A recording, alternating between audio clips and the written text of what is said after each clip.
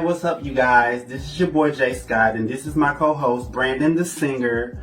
Tonight we're here to do a Real Housewives of Atlanta Season 13 mid-season review. We're going to be reviewing episodes 1 through 7 tonight. Instead of just coming back to you guys week after week, giving you updates on each episode, we just wanted to give our input on what's happening right now. I can say we are really kind of slow on reviewing this season simply because it's been slow. It has not been a real interesting season for us to just really be keeping up with. But I mean, thus far things have been okay, but fairly slow for the most part. What you think? Everybody is pretty much in agreement. There's a consensus. The season has been dry. I'll give them somewhat of a pass because they were filming at the beginning of when COVID-19 hit. True. A lot of things were shut down, but also we're kind of missing some of the dynamic personalities that make the show interesting. Right. And as we all know, Nene Leakes is no longer a part of the franchise, so which is very obvious. It's a little weird. That's a really touchy situation, but at the same time, I'm kind of okay with her not being here just because I didn't want her to come back on the show and everybody constantly and still arguing with Nene Leakes. Like, you know, they left, you know, off on the reunion last year with them into it with her. And I didn't want her to be their storyline the entire time. You know what I'm saying? Like, it was just a lot when it came to that. Well, what Nene brought to the show and what's missing is the humor.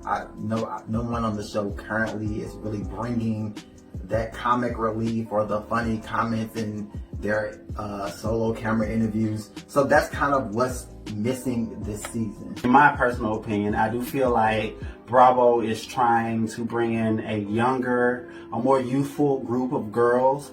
I can see them phasing out some of the older women, bringing them in with new girls like Sidora, Latoya, and Falynn. All of these girls range about 31, 32, 33, fairly young girls. Porsha is probably one of the youngest castmates on there, and Porsha's about what, 38, 39. Yeah. And she's older than those girls. But yeah, so speaking of new castmates, what do you think about the new castmate Drew Sidora? Who is Drew Sidora? I remember Drew Sidora from the game, of course. Everybody says, oh, she took Derwin from Melanie, so that's what everybody remembers. Also from the TLC movie playing T-Boz. I like Drew. I think she's cool. I'm still waiting to see what she's going to bring to the show. Yeah, I mean, Drew, I don't really know her like that. I don't really know what she played on. I do remember her from the game and TLC, but other than that, I don't really know Drew like that. But I feel like her and her husband has a very interesting storyline. Kind of reminds me of Kenya Moore's storyline with Mark Daly. You know, I don't understand where they get these egotistical male counterparts from, but you know, us as the consumers, we can see right through the bullshit.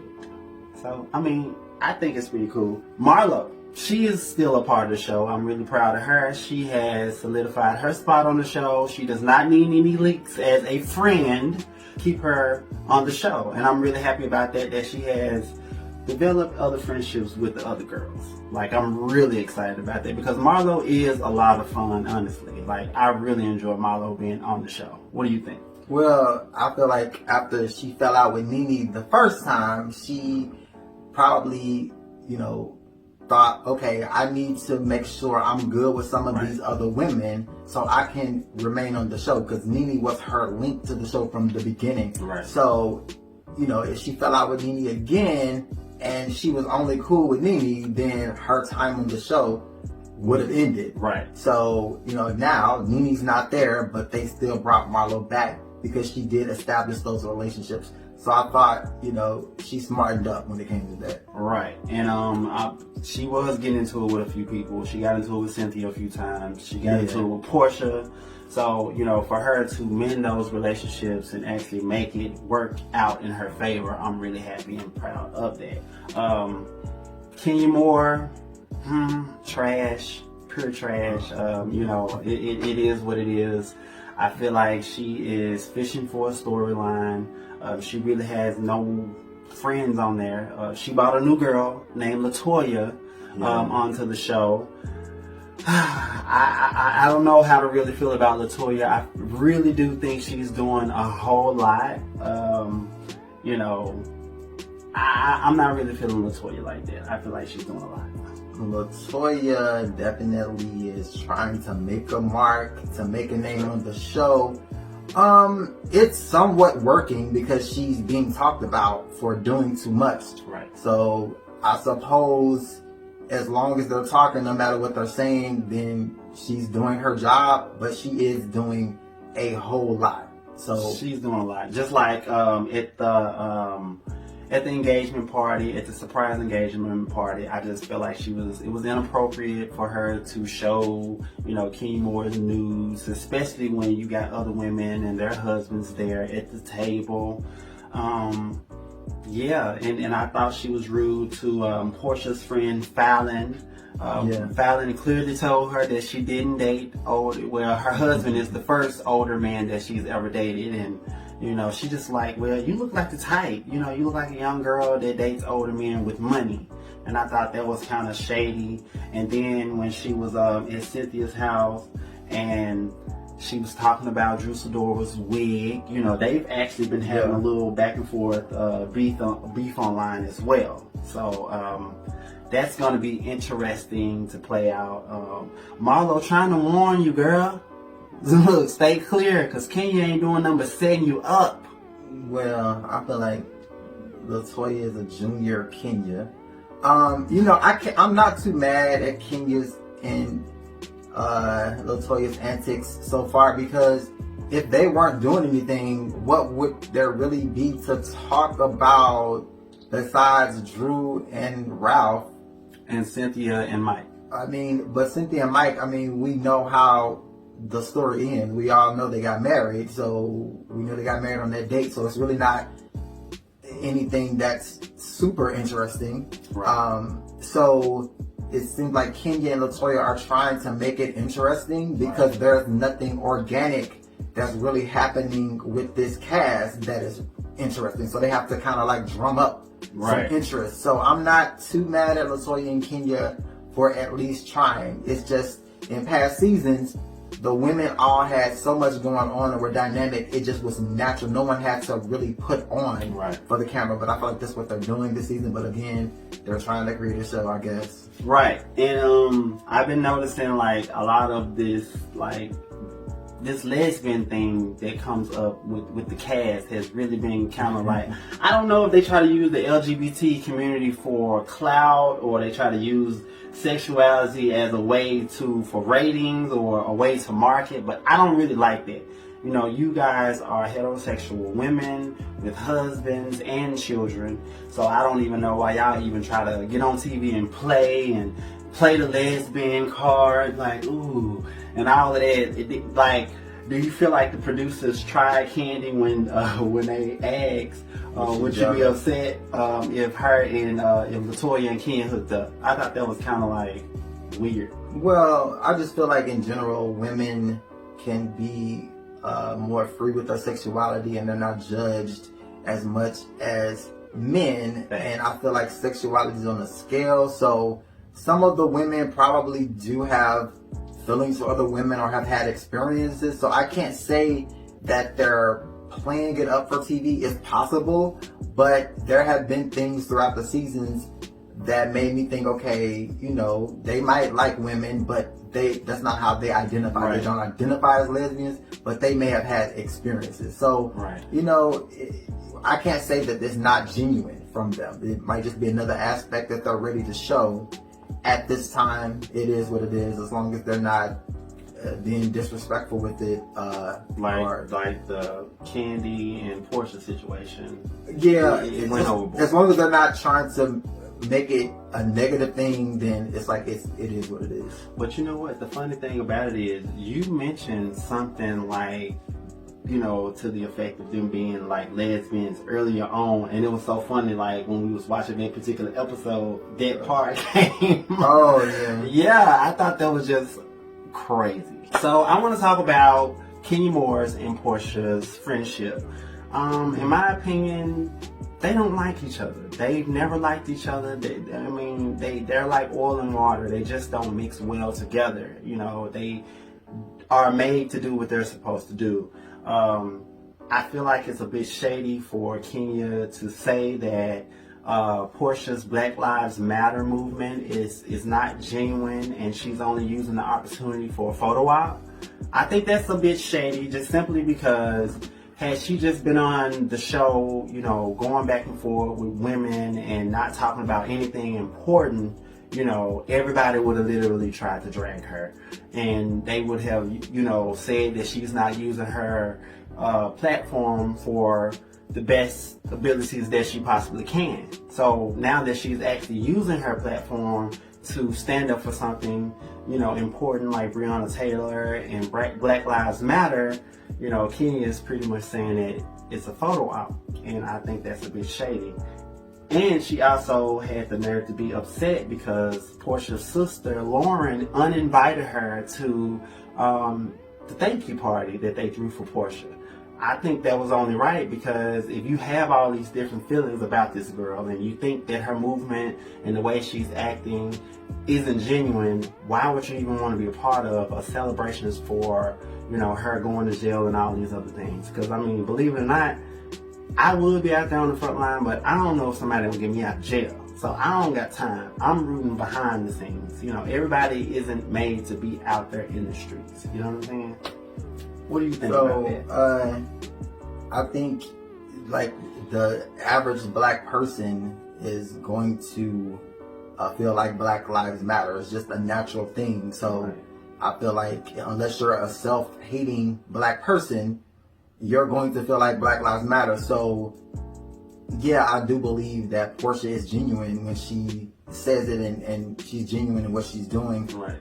I don't think it's a bad thing if she thought, yeah, I'm going to make this a part of my storyline to bring awareness to the issue.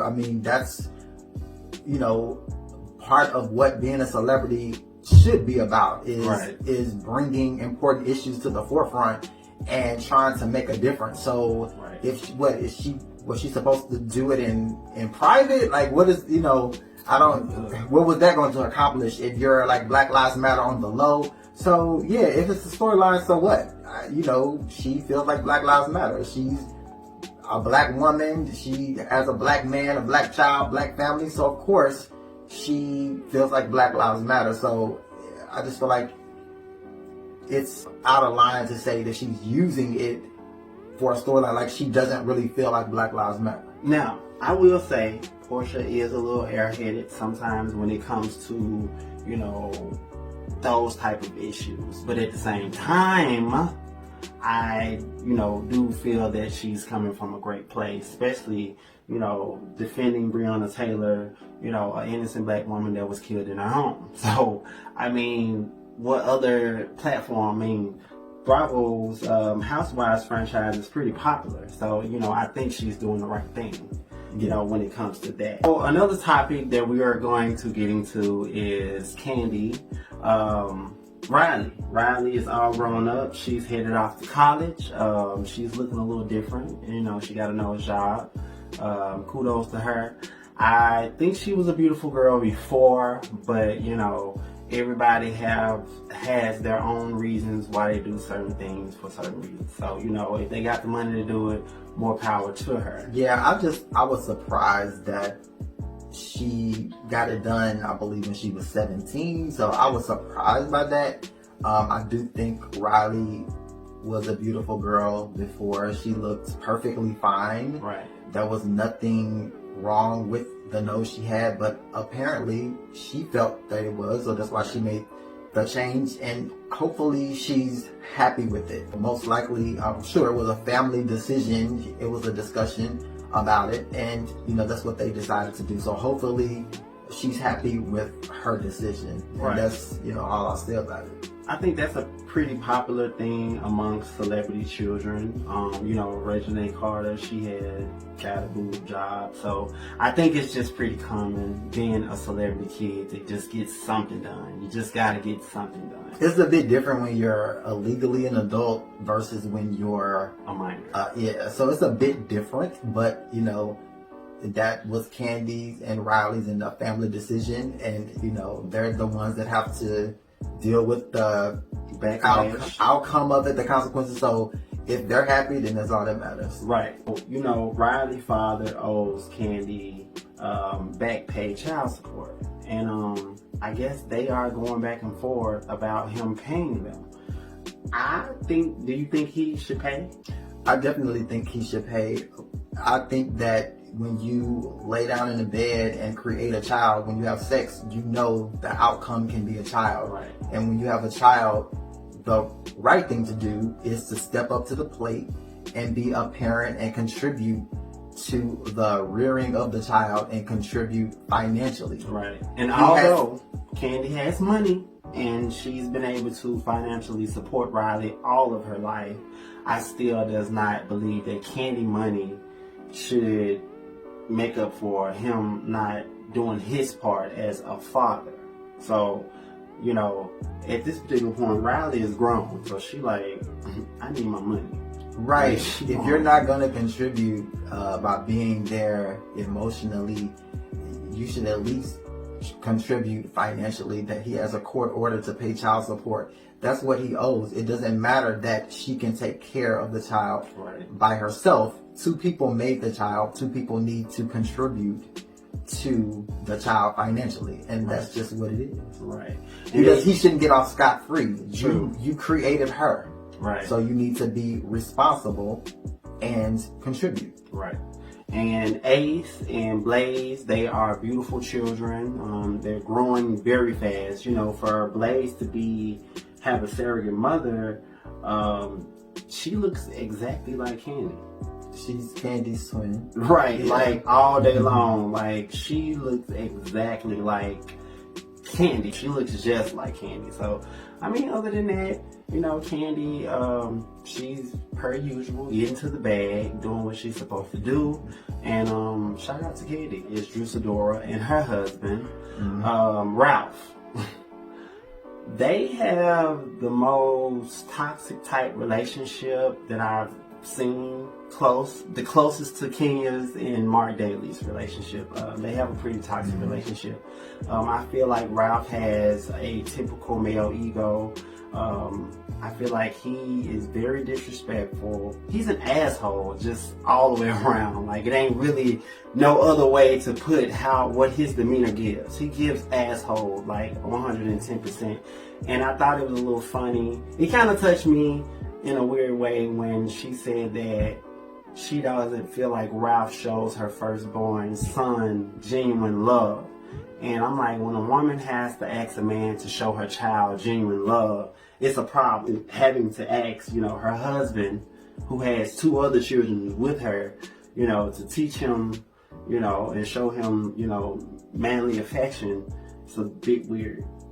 Yeah, I wonder what type of conversations Drew and Ralph had before they decided to get together, because it just seems like some of the issues they're having, they seem to be surprising to Drew. Right.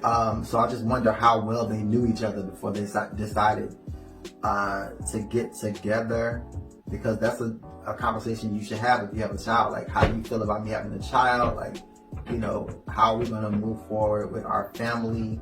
And, those are things that should have been discussed. It doesn't seem like they were discussed. So right. I'm going to be honest. I can really see him beating her.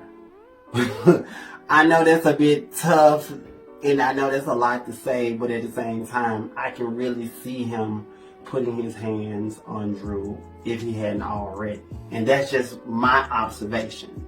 Because that ego, that male ego he has, is out of this world. For a man to leave for 3 days without contacting his family, letting them know where he is and that he done went off to Florida, do you think he's cheating on her? I mean, that's the first thing that's probably going to come to anybody's mind when a man just leaves for 3 days and doesn't let her know where he is. He went to another state. Right, he did say he went to Florida. Is that right? Yeah. So you went to another state and didn't tell your family where you're going. The obvious conclusion is, okay, are you with another person? The fact that he's been so secretive and wouldn't tell her where he was until he was on camera, is very weird and odd. So, yeah, the first thing that's going to come to somebody's mind is somebody's cheating.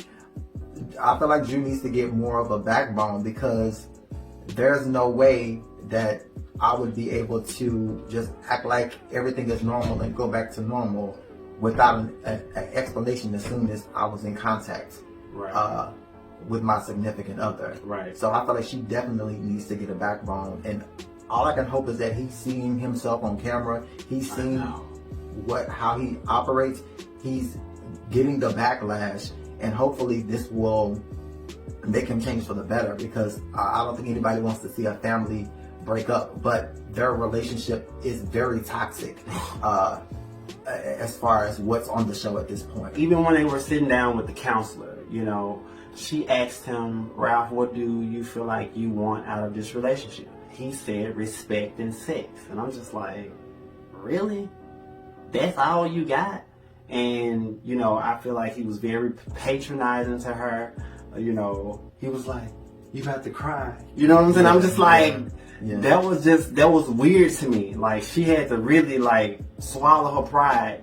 And, when she mentioned that she has to, seek counseling as an individual, I can see that, because I can see him being so headstrong over her, and by her just wanting to be a good woman and just to keep the peace between her and her husband, she swallowed her pride a lot as an individual. And honestly, I believe her mother kind of takes up for her a lot. That's the reason why her mother is in the household. I hear her mama got stuck there during COVID or whatever the case may be. Although I don't think it's right for her mom to be a part of their marriage and their marriage issues. She shouldn't be. No, that's just inappropriate. The mother should not be in their relationship to that extent. Right. I believe the relationship, the problems, and it needs to stay between them, because when you're venting to your mother, they're getting a negative impression, but you're still with them, and then you're staying together and working it out, and then you feeling like, okay, everything's good, but then the people you're telling about your relationship, they're still, feeling some type of way about what has gone on. So I just think, keep your business to yourself. Right. I do think therapy is the best way to work it out. That's who you should be talking to, not your mother. Right. Talk to a therapist and see if you can work the relationship out, and hopefully you can. And if you can't, then you need to separate. But the relationship is not working at this point. And I know by Drew being her child, she's gonna always defend her, to the utmost, power. I know she's gonna defend her. So, by her just being a mother and watching her daughter be slick, mentally abused in a sense, because that's what I look at it as. It's mental abuse, because it's just like, even when they were preparing for the house, she wanted it to be an equal thing, and he was like, let me worry about the paperwork, you just pack. And I'm like, I didn't like that. Yeah, I didn't like that. It's like anything that's affecting her and the family, there needs to be a discussion. And she sort of just kind of cowered in that moment, and really didn't push the issue. But they have serious communication issues in the relationship, and I do feel like she lets things go to keep the peace and lets him get his way, and people are going to do what you let them get away with. Right. So she needs to speak her mind and stand up and see if the relationship can withstand her having a voice, because it sounds like she doesn't have a voice in the relationship. Right. She's pretty much being bullied by her husband. And it's congratulations to Cynthia and Mike Hill on their engagement. I'm so happy for Cynthia because it's been a long time coming, especially with her messy divorce with Peter Thomas. It's been, last time I checked, Cynthia was like, I didn't want love anymore. So now that she has finally found love once again with Mike Hill, I'm really happy. Mike seems like a really nice guy and he's genuine. They've definitely made it very clear that 10-10-20 is the special date. She has said it on every episode. They even got, hashtag chill. When it comes to the wedding planning and all of this other good stuff, I'm not really feeling the way she's acting. She's giving me Bridezilla vibes. You know what I'm saying? Like, she's giving me hell on wheels right now. Because it's just like, she wants everything to be so perfect, and we're in the middle of a pandemic. You know what I'm saying? We this COVID is going on, and to me, I feel like, she was being a little selfish because she wasn't really trying to hear him out. And to me, it's supposed to be our wedding. You know what I'm saying? Not just what you want and how you want it. If 10-10-20 is the date, 10-10-20 is the date, and that's just really what it is. But I don't think she should change the date because of COVID. Hell, he was ready to marry her at the courthouse, So how do you feel about that? Typically, weddings are about the bride. Stereotypically, you'll see the groom saying, I'm just going to show up, and then the woman does all of the planning. So in this scenario, it's the same, nothing different. And I just feel like I understand where Cynthia's coming from. She wants her day to be how she wants her day. And if it can't be the way she wants it, then she is like, I want to postpone it until it can be perfect. Because in her mind, this is going to be her last wedding.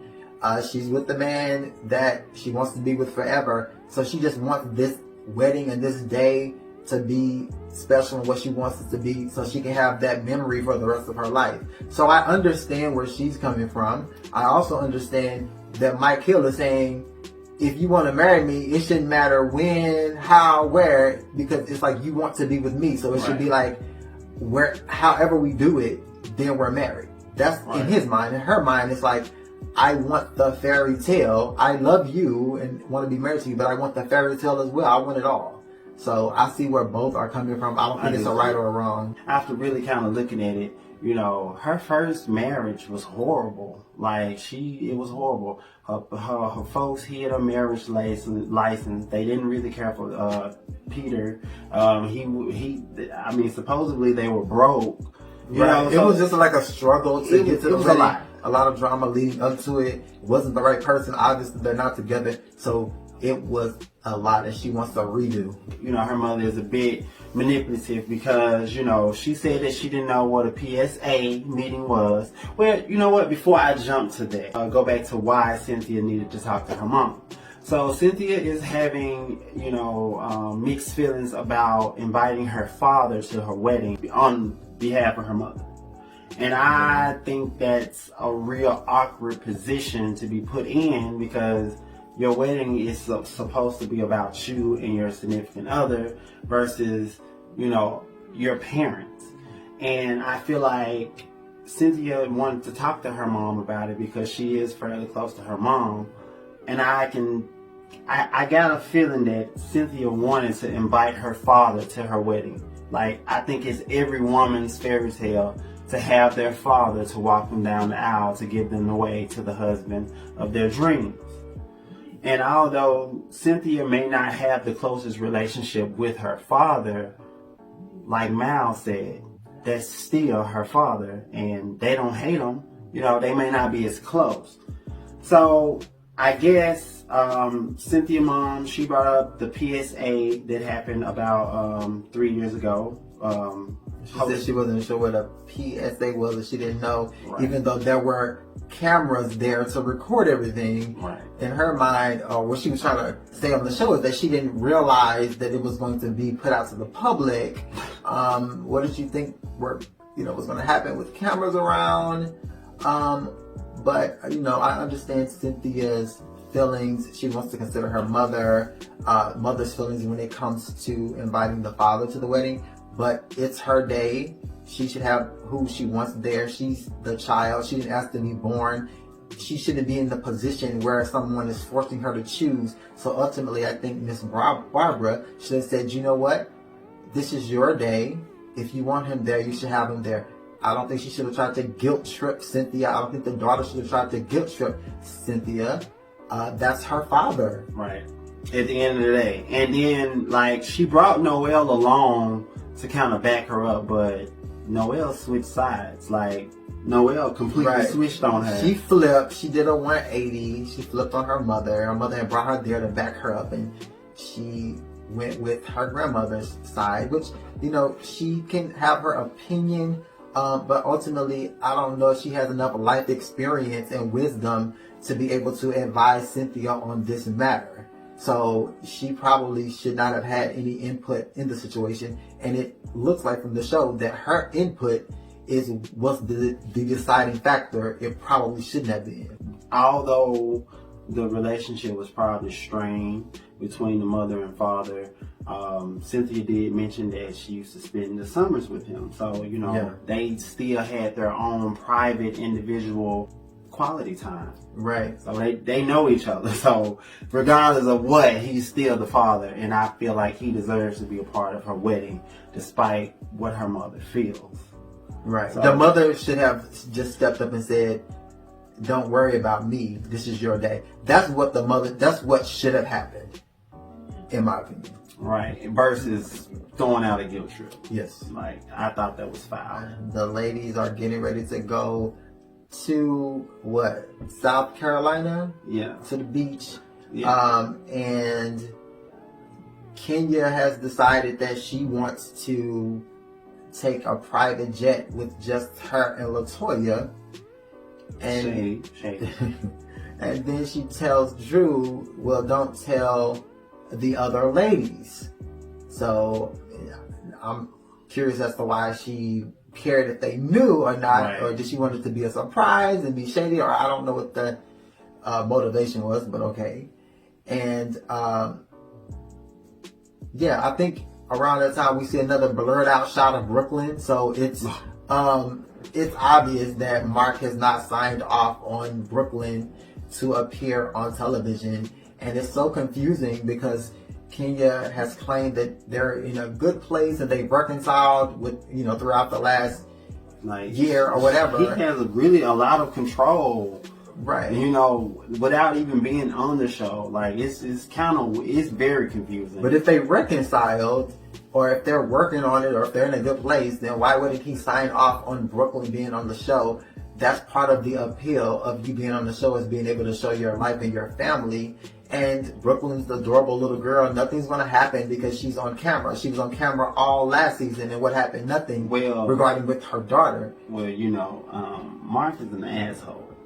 So that's just really what we're going to get from him, behind the scenes. Mark Daly is a real, true asshole to the core, because now Brooklyn can't be shown on television when she's been on television since she was born. So now it's a problem. 7 episodes in, the season is starting to kind of pick up a little bit more so than what it's been giving.